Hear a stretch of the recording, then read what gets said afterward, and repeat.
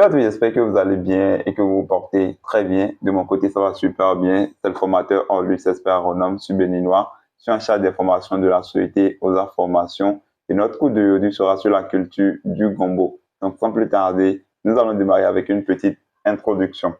Le gombo, Abelmoschus esculentus, est une plante annuelle de la famille des Malvacées, originaire du continent africain, plus précisément de l'Éthiopie.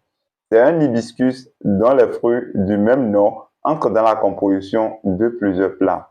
Le gombo fait partie des légumes fruits les plus consommés dans les zones chaudes et humides du fait de ses nombreuses vertus.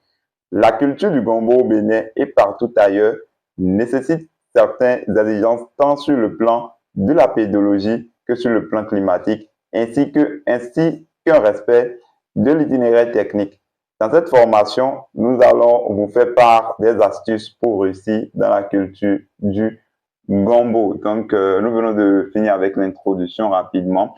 Donc, nous allons démarrer, nous allons enchaîner en même temps avec les autres étapes de production de la culture du gombo. Et je pense que dans l'introduction, il n'y a pas grand-chose à expliquer. Le gombo est de la famille des malvacées comme d'autres cultures et c'est un hibiscus. Quand on parle d'un hibiscus, c'est un arbuste, une plante qui peut être lignifiée. Vous voyez, et souvent c'est la plante tout entière qui est utilisée, souvent dans les textiles et autres. Donc on parle d'hibiscus et ce sont des plantes à fleurs très souvent. Ça donne des fleurs blanches lorsque ça veut commencer par donner de fruits. Donc je pense que c'est ce qu'on peut dire par rapport à l'introduction. Donc sans plus tarder, nous allons attaquer.